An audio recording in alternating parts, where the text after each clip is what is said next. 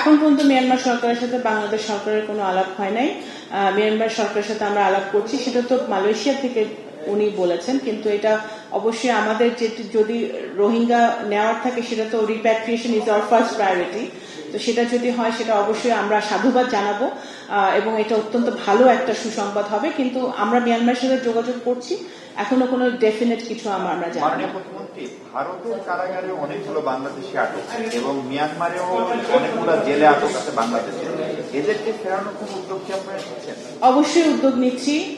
আমরা কিছুদিন আগে মিয়ানমারের কথাটা আগে বলি, আমাদের বিজিবি প্রধানের সাথে আমরা মিটিং করেছি, আমি আমার পররাষ্ট্র সচিব সহ আমরা মিটিং করেছি যে ওখানে ওনারা আরাকান আর্মির সাথে যোগাযোগ করে যেসব জেলে ভাইরা আমরা ওখানে আটকা পড়ে বিভিন্ন পর্যায়ে আছে, আরাকান আর্মিতে কেউ ধরা পড়ে, কেউ আবার বিভিন্ন জায়গায় ছড়িয়ে পড়ে, তাদেরকে ফেরত আনার কি ব্যবস্থা। এটা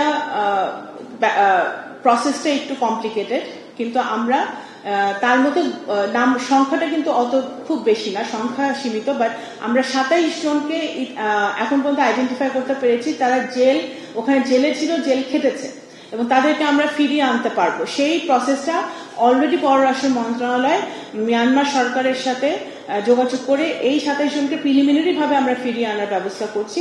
এবং আরাকান আর্মিতে যখন থাকে এটা খুবই একটা কমপ্লিকেটেড ব্যাপার, কারণ ওনারা খুব সহজেই আমাদের সাথে এঙ্গেজ হতে চান না। তো সেই জায়গাটা থেকে আমাদের বিজিবি এবং আমাদের যারা অন্যান্য সংস্থারা ওখানে বর্ডারে আছে তারা এটা নিয়ে কাজ করছে। আর ইন্ডিয়া ইতিমধ্যে আপনারা জানেন কিনা জানি না, গত 2-3 মাস আগে চেন্নাইতে আমাদের বগুড়ার কিছু লোকজন আটকা ছিল, তাদেরকে কিন্তু আমরা ফেরত আনতে পেরেছি, অত্যন্ত সার্থকতার সাথে আমরা তাদেরকে ফেরত এনেছি। এবং যারা এই আমাদের ভারতের সাথে বা অন্যান্য দেশের সাথে যে দেশে আমাদের নাগরিকরা থাকুক না কেন যে অবস্থায়, তাদেরকে ফিরিয়ে আনার আমাদের প্রক্রিয়া চলছে।